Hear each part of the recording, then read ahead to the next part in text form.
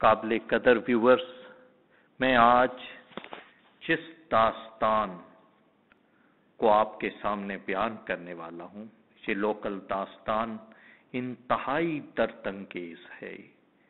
یہ داستان محبت کی وہ لازوال داستان ہے جس نے دو محبت کرنے والوں کو امر کر دیا۔ یہ داستان ڈیرہ اسماعیل خان کے اندر جنم لینے والی داستان ہے، اور اس داستان کو ڈھولا سوہن کی محبت کی داستان کہتے ہیں۔ ڈھولا ایک ہندو رئیس اعظم کی بیٹی تھی۔ وہ ناگ حویلی میں رہتی تھی۔ اس دور میں اس کے حسن کے بہت چرچے تھے۔ وہ اتنی حسین تھی کہ جو ایک دفعہ اسے دیکھ لیتا تھا حیرت کا بت بن جاتا تھا۔ اس کا نام ڈھولا تھا۔ یہی وجہ ہے کہ آج بھی لوگ دوہے ماہیوں میں اپنے اپنے محبوب کو ڈھولا کہہ کر فخر محسوس کرتے ہیں۔ لفظ سونا بھی سوہن سے نکلا ہے۔ سوہن بھی بہت خوبصورت تھا، اسی لیے آج کہتے ہیں کہ فلاں بہت سونا ہے۔ اسی شہر کے بازار میں اس بانکے سجیلے ہندو غریب حلوائی سوہن کی دکان تھی۔ جی ہاں، یہ وہ زمانہ تھا جب امریکہ کے صدر جارج واشنگٹن تھے اور برطانیہ میں تخت شاہی پر شاہ جارج سوم بیٹھا تھا، جبکہ تخت دہلی پر مغل فرمان روا شاہ عالم ثانی حکومت کر رہے تھے۔ یہ وہی دور ہے جب موزارٹ کا میوزک دنیا میں دھوم مچا رہا تھا۔ ایسے وقت میں سوہن نے ڈھولا کو پالکی میں جاتے دیکھا تو اس کا حسن کرشمہ ساز دیکھ کر وہ دیوانہ ہو گیا۔ حیران کن بات یہ تھی کہ پہلی نظر سے سوہن ہی نہیں، ڈھولا بھی گھائل ہو چکی تھی۔ ہائے عشق، تیری کیا باتاں، یہ زمین کو آسمان سے ملا دیتا ہے، شاہ کو ٹاٹ پہنا دیتا ہے اور منصور کو سولی پر چڑھا دیتا ہے۔ نہ زمین نہ سما کا خیال رہتا ہے، بس تصور میں بسا یار رہتا ہے۔ ایسی ہی کیفیت میں سوہن بھی تھا۔ اس نے برادری کے بزرگوں یعنی مکھیوں کو سیٹھ کے گھر بھیجا اور ڈھولا کا بر مانگا۔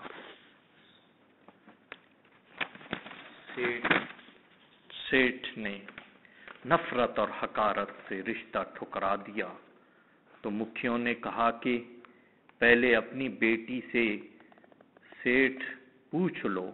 جب اس نے ڈھولا سے پوچھا تو اس نے کہا کہ اس کے من کا مندر اب صرف سوہن کی مالا جپ رہا ہے۔ اگر اس کا ملن سوہن سے نہ ہوا تو وہ شیش ناگ حویلی میں وہ سنکھیا کھا کر ہتیا کر لے گی، جو اس وقت بہت زہریلی سمجھی جاتی تھی۔ رئیس شہر نے یہ دیکھا تو وہ کچھ سمے کے لیے پریشان ہو گیا، مگر ہندو بنیا پپلاں کے چانکیا کا پیروکار تھا۔ وہ فوراً اپنی ازلی مکاری پر آ گیا، کہنے لگا کہ مجھے سوہن کا رشتہ منظور ہے، پرنتو ایک شرط پر کہ 1 ماہ کے عرصے میں سوہن دلی کی مشہور مٹھائی گھنٹا والا کا حلوہ بنا کر کھلائے۔ سوہن اس مشروط ہاں پر خوش ہو گیا۔ وہ تو اپنی ڈھولا کے لیے آکاش سے چاند ستارے بھی توڑ لانے کو تیار تھا۔ اس دور میں دوستو دلی کئی ہزار کوس دور سمجھا جاتا تھا۔ جوش محبت میں سون پہاڑ پور، پپلاں، حافظ والا سے ہوتے ہوئے خوشاب کو پار کرتے ہوئے رات دن منزلیں مارتا ہوا दिल्ली के चांदनी बाजार जा पहुंचा। बाबा हयात ने मुझे जो ये किस्सा सुनाया तो मुझे उस वक्त बहुत मजेदार लगा और मैंने कहा कि ये किस्सा मैं अपने व्यूअर्स को भी सुनाऊंगा। चांदनी बाजार जहां सोहन पहुंचा था वो मिठाइयों की एक निहायत मशहूर और कदीम दुकान थी जो घंटे वाला के नाम से मशहूर थी। इस दुकान की तैयार करदा मिठाई और खास तौर से हलवा इस कदर मशहूर हुए कि जल्द ही इस हलवे ने लोगों को अपना करवीदा बना लिया। मजेदार हलवे की फरमाइश होती थी। कहते हैं कि जो शख्स एक बार यहाँ का हलवा या कोई और मिठाई खा लेता फिर वो बार बार यही मांगता था। और ढोला के वालिद ने भी एक दफा ये मिठाई खाई थी, उसके बाद उसका दिल करता था कि दोबारा इसका जायका चखे। ये मुनफरिद मिठाइयों की दुकान आज से 250 साल पहले लाला सुख लाल जैन ने कायम की थी। लाला सुख जैन कोई मामूली मिठाई फरोश नहीं था। इसे अपने काम में बड़ी महारत थी। वो तरह तरह के जायकों की मिठाइयां तैयार करने के हुनर से वाकिफ था। इसे मुख्तलिफ तरह की मिठाइयों में शामिल करने वाले अज्जा की तरतीब में खास महारत हासिल थी। यही वजह थी कि वो पूरे इत्मीनान और भरोसे के साथ दिल्ली पहुंचा था। इसे पूरा यकीन था कि वो इस शहर बेमिसाल में कामयाब होगा और यहाँ इसकी तैयार करदा मिठाइयाँ धूम मचा देंगी, क्योंकि ये मुगल हुक्मरानों का शहर था। जब लाला सुख लाल जैन ने अपना काम शुरू किया तो पहले पहल में वो अपनी तैयार करदा मिठाइयाँ पीतल के एक चमकदार सोने नुमा थाल में बड़े सलीके और महारत से जमाता, फिर इस थाल को अपने सर पर रखकर फेरी लगाता। इस दौरान इसके हाथ में पीतल की छोटी सी घंटी भी होती थी जिसे बजा बजा कर वो अपने गाहकों को अपनी तरफ मुतवज्जा कर लेता था।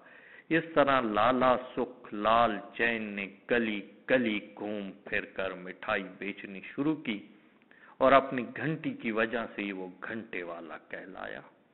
इसीलिए ढोला के बापू ने कहा कि मुझे घंटे वाला हलवा बनाकर ढोला दिखाए। मगर एक बात याद रखें, लाला सुख जैन को कभी इस बात पर ना तो शर्मिंदगी हुई और ना ही इसने अपनी तौहीन समझा, बल्कि इस घंटे को उसने अपनी शनाख्त बना ली। हर कोई कहता था कि ये घंटे वाले की मिठाई है। आहिस्ता आहिस्ता लाला सुख लाल जैन की मकबूलियत बढ़ती गई और इसकी मजेदार मिठाइयां भी मशहूर होने लगी। तो कुछ अरसे के बाद लाला ने एक रेहड़ी खरीद ली और इस पर अपनी तैयार करदा मिठाइयां फरोख्त करने लगा, जिसमें सबसे बड़ा आइटम इसका हलवा होता था।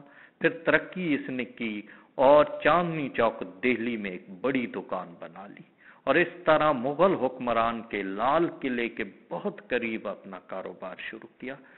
घंटे वाला का हलवा मुगल बादशाहों का पसंदीदा तरीन खाजा था। वो मुगल बादशाह बड़े बड़े बादशाहों को, दूसरे मुल्कों के बादशाहों को, रियासतों के राजों को और रईसों को तोहफे के तौर पर ये हलवा भेजा करते थे। और ये उस वक्त की भी बात नहीं है, दौरे हाजिर करीब में इंडिया के सदर और वज़राए आजम भी इस हलवे के दिलदादा हो गए। राजीव गांधी की बेटी प्रियंका की शादी पर खसूसी तौर पर यह हलवा तैयार कराया गया था और बड़े तमाम से इसे मेहमानों की खिदमत में पेश किया गया था। इसीलिए घंटे वाला की मिठाइयों में सबसे ज्यादा तलब हलवे की थी। इसका वही मकाम है जैसा हमारे यहाँ खुशाब के अमीन ढोडे का है। किस्सा मुख्तसर मैं सोहन की तरफ आता हूँ कि उस पे क्या बीती। जब सोहन वहां पहुंचा تو دکان کے مالک لالا سکھ لال جین سے اس نے درخواست کی کہ وہ اسے اپنی شاگردی میں لے لے، مگر لالا کیوں اسے اپنی شاگردی میں لیتا؟ کیوں اپنا راز اسے دیتا کہ وہ کیسے مٹھائی بناتا ہے؟ وہ اس کی ریسیپی کیوں بتاتا؟ اس لیے اس نے اسے شاگردی میں لینے سے انکار کر دیا۔ سوہن نے اس کی دکان کے آگے ڈیرے ڈال دیے اور لالا کو ساری بات بتائی، اور اس نے کہا یا تو میں یہاں بھوکا مر جاؤں گا یا پھر آپ مجھے سون حلوہ بنانا سکھا دیں گے۔ آخر لالا جی نے سوہن کی لازوال محبت سے متاثر ہو کر شاگردی میں اسے لے لیا۔ شاگرد نے پکائی اور ذائقے میں ایسا کمال دکھایا کہ استاد نے اپنے حلوے کا نام سوہن حلوہ رکھ دیا۔ جب سوہن کی مدت ختم ہونے کی تھی، سوہن منزلوں پر منزلیں مارتا ہوا دریائے سندھ کے پتن پر پپلا موسی والا پہنچا، مگر کوئی کشتی نہ تھی اور مہلت کا آخری دن تھا۔ اس دریا کے اس پار ڈی آئی خان تھا۔ سوہن بلا خوف دریا میں کود گیا اور آخر منہ زور عشق کے بل پر دریا عبور کر گیا اور شرط پوری کر کے ڈھولے کو پا لیا۔ لوگ آج بھی اپنے محبوب کو ڈھولا کہتے ہیں۔ میں اس کا باقی احوال تو پھر کبھی آپ کو سناؤں گا، مگر سوہن کے اس لازوال عشق کی داستان اتنی درد انگیز ہے کہ وہ میں کسی اور محفل میں آپ کو بیان کروں گا۔ اس نے بہت صعوبتیں اٹھائیں، بہت تکلیفیں اٹھائیں، مگر اپنے محبوب کو پانے کے لیے اس نے مصمم ارادہ کر لیا تھا کہ آسمان ادھر کا ادھر ہو جائے، ساری دھرتی ماتا پر آگ لگ جائے، تکلیفوں کے سمندر چل پڑے اور ہر طرف طوفان ہی طوفان مصائب کے آ جائیں، مگر میں ڈھولا کو پاؤں گا۔ پھر اس نے ڈھولا کو پا لیا۔ میرے دوستو، آج بھی اس لازوال محبت کے جوڑے کی مٹھاس آپ کو سون حلوہ کھاتے ہوئے محسوس ہوتی ہے۔ قدیمی کا سون حلوہ انسان کو خوش کر دیتا ہے۔ اسے چائے کے ساتھ جب آپ استعمال کریں گے تو آپ کو ان دونوں کی محبت کی مٹھاس محسوس ہوگی۔ آج کے لیے بس اتنا۔ ہماری ویڈیوز لائک کریں، سبسکرائب کریں تاکہ باقی ویڈیو بھی آپ تک پہنچ سکے۔ شکریہ۔